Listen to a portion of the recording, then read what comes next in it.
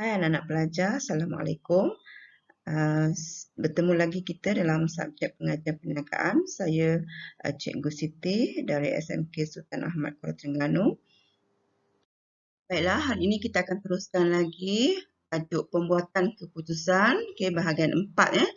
Hari ini kita akan bincangkan alat pembuatan keputusan kuantitatif, itu pokok keputusan. Di mana di akhir pelajaran ini pelajar sepatutnya boleh mengaplikasikan alat pembuatan keputusan secara kuantitatif, iaitu pokok keputusan. Cikgu harap pelajar masih ingat lagi lah. Bahagian 3 kita, tajuk pembuatan keputusan, alat kuantitatif yang pertama kita dah bincangkan alat statistik deskriptif. Sepatutnya pelajar boleh mengingatlah maksud komponen-komponen alat statistik deskriptif. Mana pelajar boleh menghitung nilai mean, mode, median, julat dan juga sisihan pendawai. Itu untuk bahagian 3, alat pembuatan keputusan kuantitatif statistik deskriptif. Baiklah, hari ini kita akan teruskan lagi bahagian 4, alat kedua untuk alat keputusan kuantitatif, iaitu pokok keputusan. Sebelum tu kita tengok apa itu pokok keputusan. Pokok kalau tengok yang biasa ni pokok ada dahan, ada batang dia, dahan dan juga ranting lah. Dia macam model matematik ni macam pokok jugalah. Ada dahan utama dia, ada cabang dia dan ranting dia lah. Pokok keputusan adalah satu model matematik yang membantu pengurus membuat keputusan. Jadi daripada maklumat yang kita kutip tu, kita boleh transformkan ataupun sembahkan dalam bentuk gambar rajah ataupun model matematik lah pokok keputusan. Ia menunjukkan jumlah pilihan yang boleh dibuat oleh pengurus, dan jangkaan pulangan, dan kebarangkalian untuk setiap pilihan yang boleh dilakukan. Di gambar rajah tu, di model pokok keputusan tu, kita akan tunjukkan beberapa pilihan ataupun alternatif lah. Seperti mana yang kita dah bincang sebelum ni, langkah dalam proses pembuatan keputusan ialah menjana alternatif. Jadi setiap alternatif yang kita, beberapa alternatif yang kita dah jana dah bentuk tu, kita akan tunjukkan melalui model pokok keputusan lah. Seterusnya pengurus boleh membuat pilihan yang membawa jangkaan pulangan terbaik berdasarkan analisis pokok keputusan. Dari gambar rajah tu kita hitunglah, kita hitung ataupun kita kira jangkaan pulangan. Jadi situ pengurus boleh memilih jangkaan pulangan terbaik, dan biasanya kita akan pilih jangkaan pulangan yang akan memberi pulangan yang paling tinggi. Mungkin kita ada 3 alternatif. Jadi setiap alternatif tu kita hitung, kita kira dia punya jangkaan pulangan, dan kita akan pilih jangkaan pulangan yang terbaik, itu jangkaan pulangan yang paling tinggi nilainya. Analisis dibuat daripada kanan ke kiri. Kita akan lukis tu, dan nilai kita tengok dari kanan ke kiri. Kita teruskan dengan kelebihan dan kelemahan pokok keputusan. Dalam menggunakan alat pokok keputusan, kita ada berapa kelebihan dan berapa kelemahan lah. Kelebihan pertama ialah pilihan dibuat secara logik. Kerana pengurus menggunakan data berbentuk nombor ataupun kuantitatif, jadi data yang kita buat tu logik lah. Data tu berbentuk nombor. Potensi pilihan dan keputusan boleh dibuat dalam masa yang sama. Bila kita analisis tu, kita boleh tengok dia punya potensi pilihan tu dan keputusan tu boleh dibuat masa yang sama. Keberangkalan dapat membantu pengurus mengambil kira risiko. Yang keempat, dapat menentukan kos dan jangkaan pulangan. Sebabkan kita punya penghitungan tadi, kita menghitung jangkaan pulangan, jadi kita boleh tentukanlah kos dan jangkaan pulangan. Dan yang kelima, mudah difahami dan hasil yang jelas kerana menggunakan angka ataupun nombor, jadi kita dapat hasil yang jelas lah. Dari segi kelemahan pula, keberangkalian ada satu anggaran sahaja dan ada risiko kesilapan. Sebab biasanya keberangkalian yang kita buat tu adalah satu anggaran. Kita biasanya buat keberangkalian dalam keadaan ekonomi merosot dan juga ekonomi meningkat lah.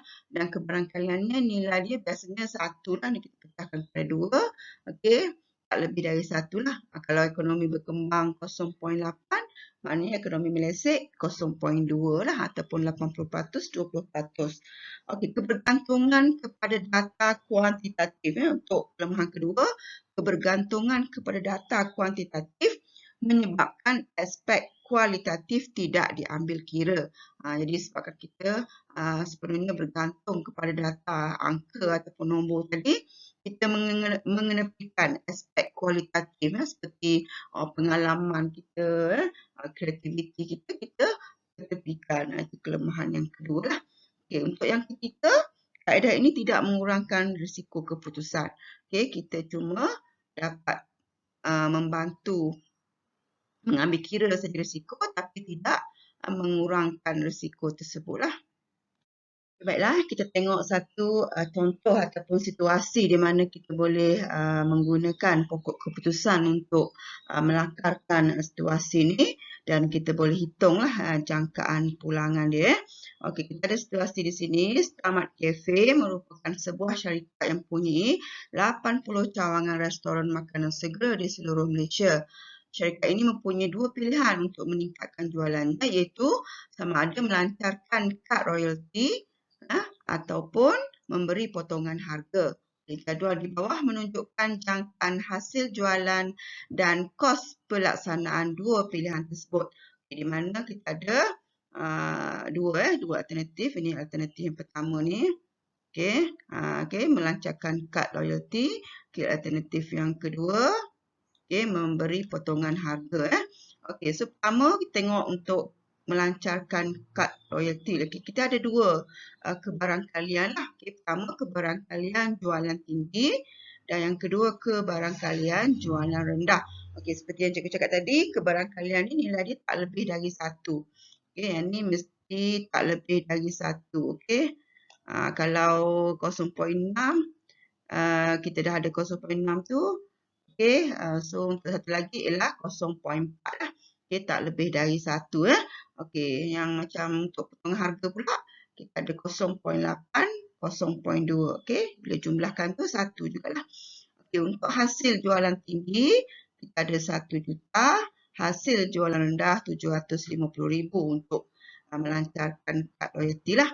Okey, untuk potongan harga, masing-masing hasil jualan tinggi 800,000, hasil jualan rendah 500,000. Okey, itu untuk jangkaan dia lah, pulangan dia.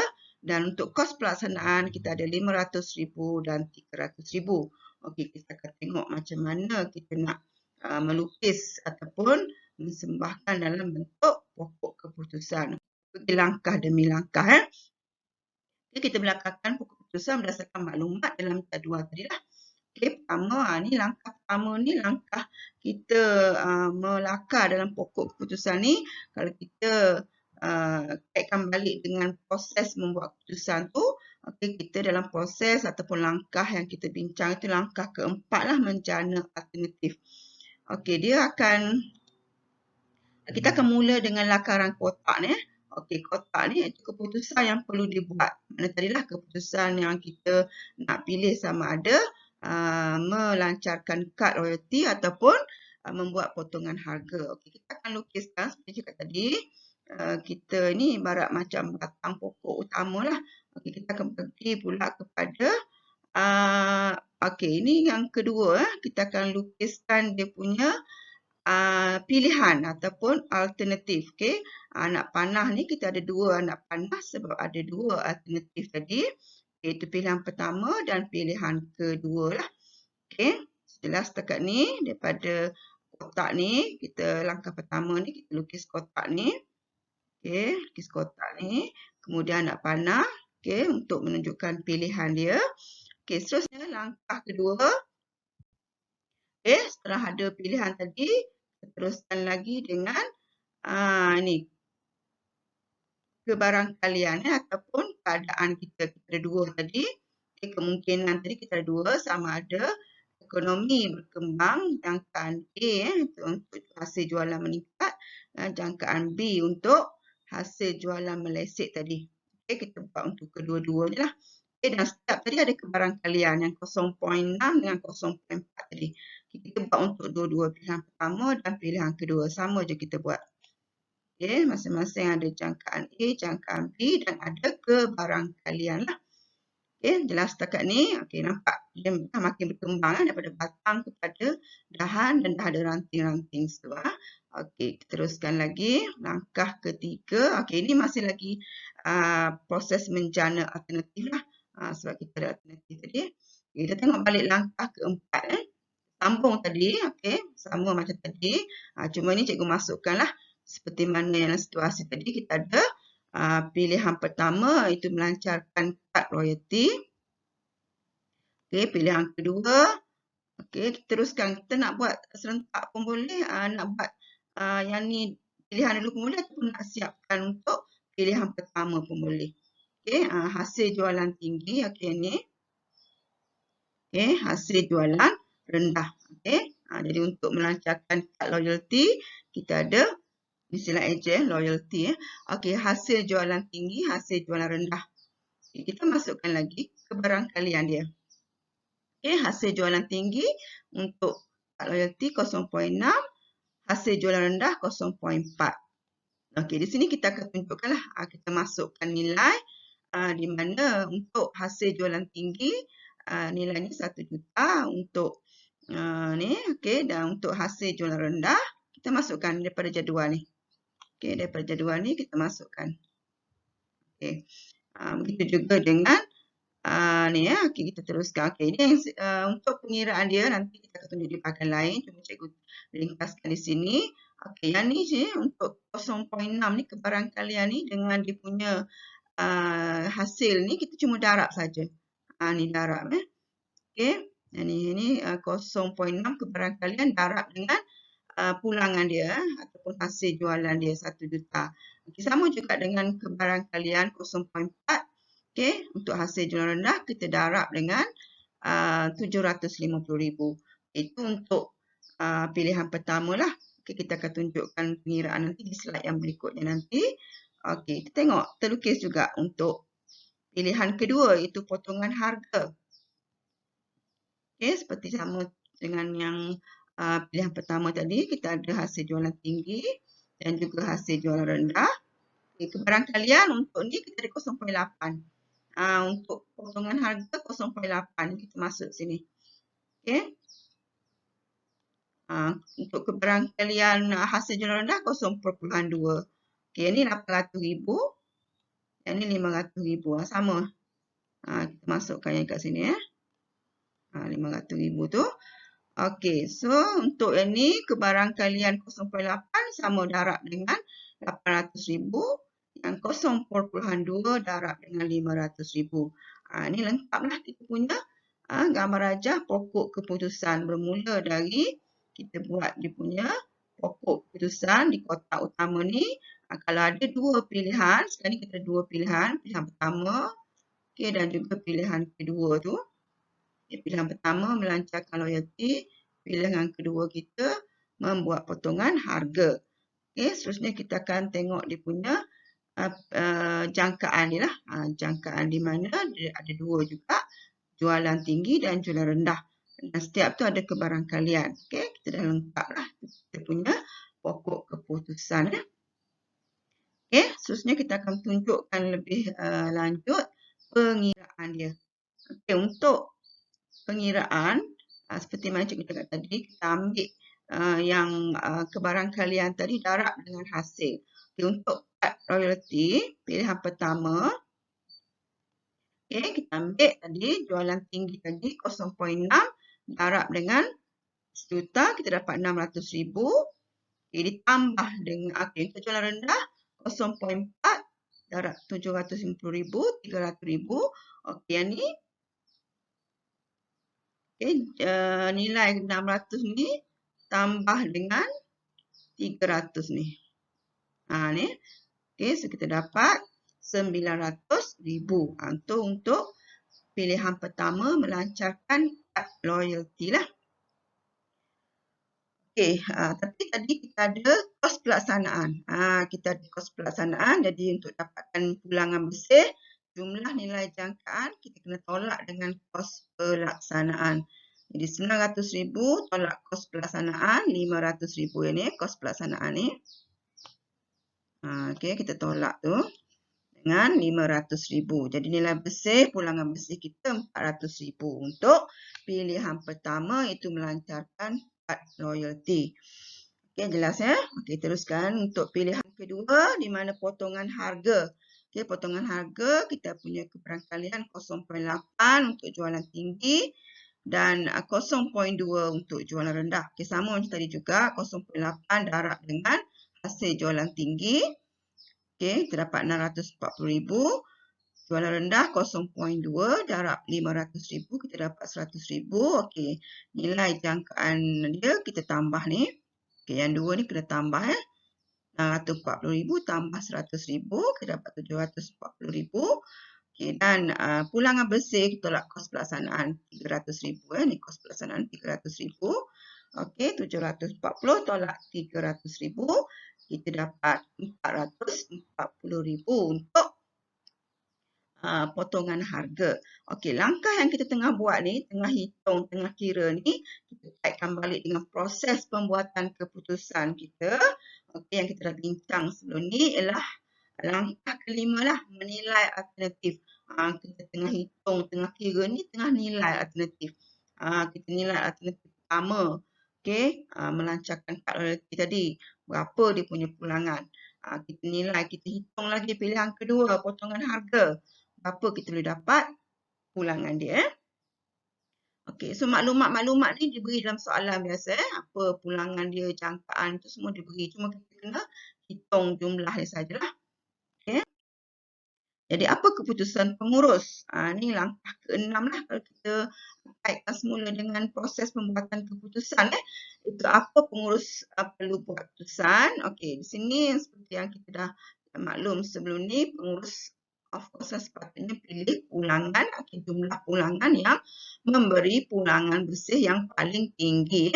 Jadi kita bandingkan tadi, pilihan pertama tadi melancarkan kad loyalty, kita dapat pulangan bersih dia, jangkaan pulangan bersihnya 400,000. Okay, pilihan kedua potongan harga kita dapat 440,000. Jadi of course lah nilai ni lagi besar kan.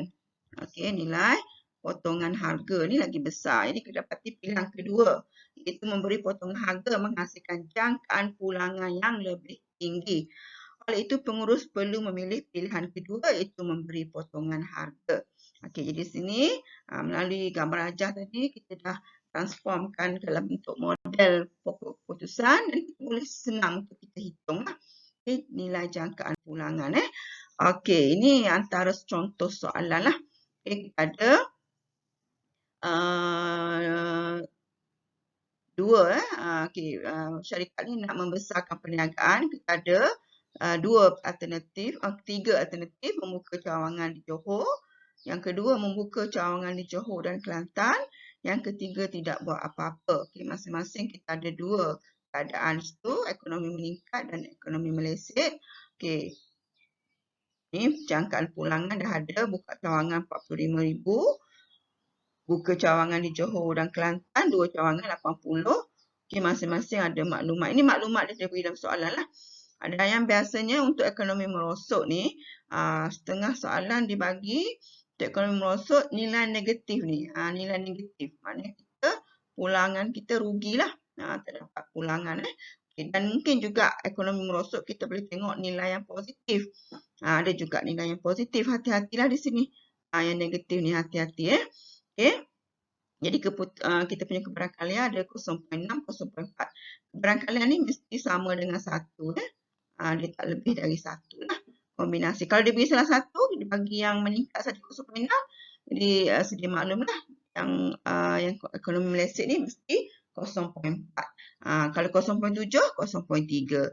0.5, 0.5. Okay, separuh ni dia mesti sama dengan 1 lah. Okay, soalannya lukis gambar ajar pokok keputusan, hitungkan jangkaan pulangan dan apakah keputusan yang dibuat oleh pengurus tersebut. Okay, seperti tadi juga kita lukis. Okay, kita langkah pertama, kita mula dengan ni. Apa keputusan kita nak buat? Itu keputusan untuk mengembangkan perniagaan. Okay, kita ada tiga pilihan. Kita boleh siapkan satu-satu lah. Nak lukis ketiga-tiga dulu pun boleh, ataupun nak siapkan satu-satu pilihan dulu. Okay, kita dalam contoh ni cikgu tunjuk satu-satu lah. Okay. Untuk membuka cawangan di Johor, pilihan pertama, kita ada dua keadaan tadi, ekonomi meningkat dan juga ekonomi merosot. Ni Okay, seterusnya, kebarangkalian untuk ekonomi meningkat 0.6, kebarangkalian untuk ekonomi meleset 0.4. Okey, nilai ni 45,000, untuk ekonomi meleset 15,000. Kita bawa saja nilai ni. Okey, nilai ni semua kita bawa saja kat sini. Okey, kita bawa saja. Okey, seterusnya kita pergi kepada ini maknanya kita akan darablah 0.6 darab 45,000. 0.4 darab negatif, jangan lupa negatif tu. 0.4 darab negatif 15,000. Okey, itu untuk pilihan pertama dah selesai. Kita pergi pula kepada pilihan kedua, membuka dua cawangan di Johor dan Kelantan. Okey, sama seperti tadi juga. Ada dua keadaan, dua anak panah di situ, ekonomi berkembang dan ekonomi meningkat dan ekonomi meleset. Okey, kita ada 80,000 untuk ekonomi berkembang. Okey, 0.6 kali 80,000. Okey, untuk ekonomi meleset negatif 35,000. 0.4 darab negatif 35,000. Okey, untuk tak buat apa-apa, sama. Okey, tadi terlupa tulis tadi. Okey, ada dua, ekonomi meningkat dan ekonomi meleset 0.6, 0.4. Okey, 15,000 ni. Ini 15,000 ni. Untuk ekonomi meningkat dan negatif 3,000 untuk ekonomi merosot. Okey, masing-masing dah ada kebarangkalian, terus darab saja. Ini darab saja. Ini darab saja ni. Darab saja. Yang ni pun darab saja. Okey. Okey, ini siaplah gambar rajah pokok keputusan. Okey. So kita hitung satu persatu seperti tadi juga. Menilai alternatif kita hitung. Okey, 0.6 darab 45,000 dapat 27,000. Okey, dalam kes ni soalan ni kita tak ada kos, tak ada kos pelaksanaan. Jadi tak perlu tolak lah. Ini kita dah boleh terus terima sebagai jawapan ni lah. Okey, tambah dengan ekonomi merosot tadi. Okey, ingat negatif ni, negatif 0.4 darab 15,000, negatif 6,000. Jadi tambah tolak, jadi tolak lah 27,000 tolak. Tambah tolak 6,000, 27,000 tolak 6,000, 21,000. Untuk membuka cawangan di Johor Bahru. Di Johor. Okey, pilihan kedua, membuka dua cawangan di Johor dan di Kelantan. Okey, sama seperti tadi juga, 0.6 darab 80,000 untuk ekonomi meningkat yang ni. Okey, ekonomi meningkat ni. Okay, dan kos untuk kita tambah dengan ekonomi merosot 0.4 darab 35,000 negatif. Okey, nilai jangkaan, jumlah nilai jangkaan 48,000 tambah tolak 14,000. Okey, jadi 34,000. Okay, pilihan 3 tak buat apa-apa, 15,000 darab 0.6 tambah dengan 0.4 darab negatif 3,000. Nilai jangkaan dia 9,000 tambah tolak jadi tolak 1,200, 7,800. Okey, apa keputusan ataupun pilihan yang perlu dibuat? Kita tengok balik. Pilihan pertama tadi buka cawangan di Johor, satu cawangan di Johor 21,000. Pilihan kedua membuka dua cawangan di Johor dan Kelantan 34,000. Hasil jawapan tadi lah. Hasil jawapan yang kita kira tadi. Okey, pilihan 3 tak buat apa-apa, 7,800. Jadi sini kita tengok nilai yang paling besar ialah ni lah. Okey, membuka dua cawangan di Johor dan Kelantan 34,000.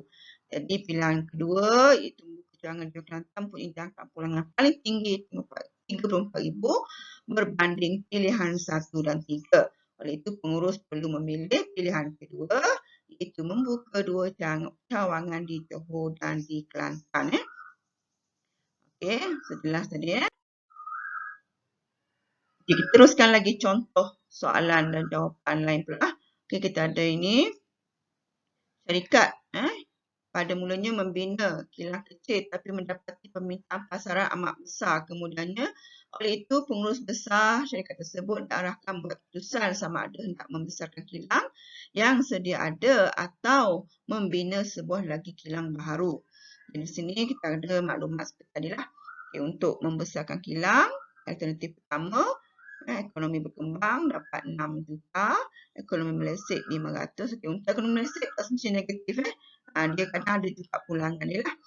Okay, kalau negatif, perhatilah mesti masukkan nilai negatif tu.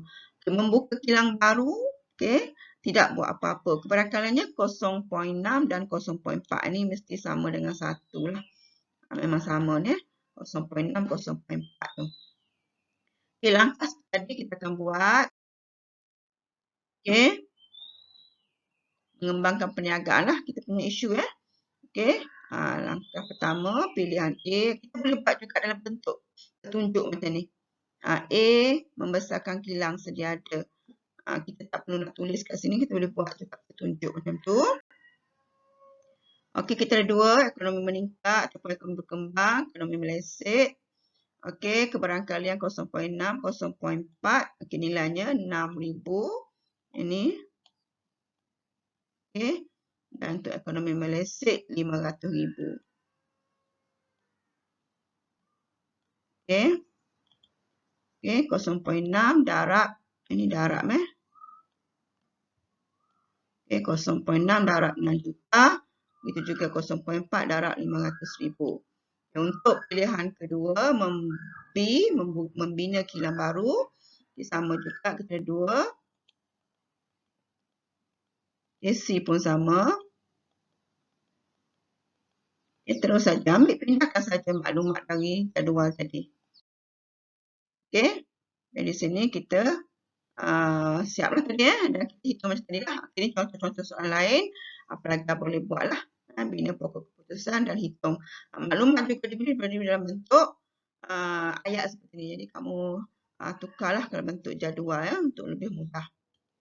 Okey. Jadi rumusan untuk tajuk ni, pelajar boleh lukis gambar rajah pokok keputusan dan boleh menghitung jangkaan pulangan seperti mana yang kita buat lah, dan boleh membuat keputusan dari nilai jangkaan pulangan yang telah kita peroleh, di mana pengurus sepatutnya memilih nilai pulangan, jangkaan pulangan yang paling tinggi lah. Okey, jadi kita akan jumpa lagi tajuk seterusnya, alat kualitatif pula, di mana kita ada 5 alat kualitatif, iaitu analisis tulang ikan, pembangsaran, kumpulan fokus, teknik Delphi dan kumpulan nominal. Okey, jumpa lagi. Assalamualaikum.